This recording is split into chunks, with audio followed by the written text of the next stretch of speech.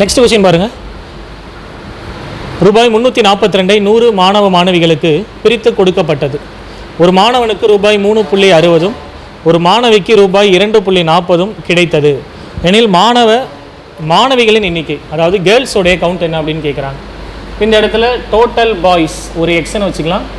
Total கேர்ள்ஸை 100லேருந்து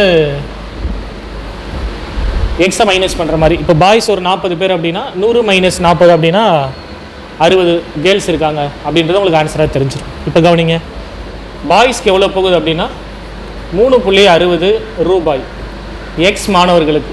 இப்போ இங்கே ஒரு 10 பேர் இருக்காங்க அப்படின்னா 3.60 × 10 போட்டால் பாய்ஸுக்கு எவ்வளோ செலவு பண்ணியிருக்கோம் அப்படின்னு தெரிஞ்சிடும். அதே மாதிரி தான் கேர்ள்ஸுக்கும் எவ்வளோ கொடுத்துருக்காங்க அப்படின்னா 2.40 பைசா. கேர்ள்ஸோடைய கவுண்ட்டு 100 மைனஸ் எக்ஸ். இதெல்லாம் ஒட்டுமொத்தமாக சேர்த்து தான் இந்த 342 ரூபா. இந்த பாய்ஸோடைய பங்கு, ஒட்டுமொத்த கேர்ள்ஸுக்கு கிடைக்கக்கூடிய பங்கு மொத்தமாக 342 ரூபா உங்களுக்கு கிடைக்கிது. இதை மல்டிபிள் பண்ண என்ன கிடைக்கும்? 3.60x 2.40 × 100னா 24000 அப்படின்னு நமக்கு இருக்குது. அப்போ 2 ஸ்தானத்துலேயே நீங்கள் புள்ளி வச்சிட்டிங்க அப்படின்னா 240 ரூபா உங்களுக்கு கிடச்சிருக்கும். புரியுதுங்களா? அப்போ இந்த இடத்துல 240 மைனஸ் 2.40x ஈக்குவல் டு 342. 3.60xலேருந்து 2.40xை மைனஸ் பண்ணிட்டிங்கன்னா 1.20x. 240 அந்த சைடு போனது அப்படின்னா 102 அப்படின்னு கிடைக்கும், மைனஸ் ஆகிட்டு. இப்போ 1.20 இதையும் கேன்சல் பண்ணால் எக்ஸ் ஈக்குவல் டு 102/1.2.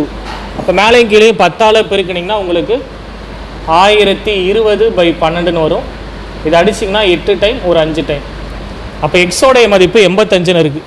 பாய்ஸ் வந்து 85னா கேர்ள்ஸ் 100லேருந்து 85 மைனஸ் பண்ணிட்டிங்கன்னா 15 அப்படின்னு கிடைக்கும்.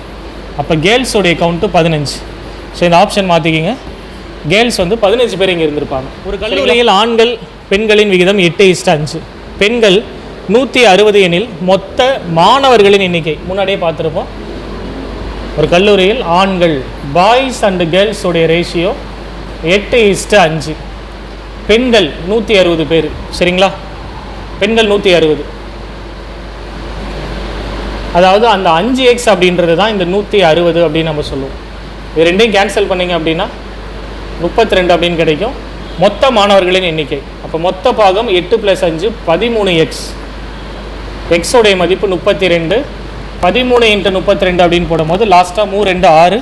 ஸோ அப்போ 6. ஓகே, ரிப்பீட்டட் கொஷின் தான், இருந்தாலும் நீங்கள் ட்ரை பண்ணி. ஒரு 20 லிட்டர் கலவையில் பால் மற்றும் தண்ணீரானது 5:3 என்ற விகிதத்தில் கலந்துள்ளது. ஓகே, 20 லிட்டரில் பாலும் தண்ணி 5:3 இருக்குது.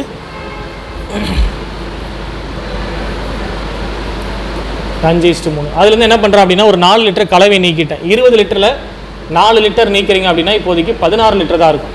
அப்போ 16 லிட்டரில் அதே அளவு தான் உங்களுக்கு என்னவாக இருக்கும்? தண்ணியும் பாலும் கலந்துருக்கும்.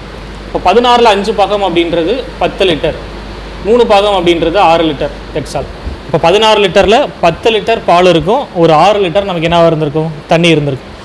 இப்போ என்ன பண்ணுறாங்க அப்படின்னா அந்த 4 லிட்டர் வெளியே எடுத்தாங்கல்ல, அதுக்கு பதிலாக ஒரு 4 லிட்டர்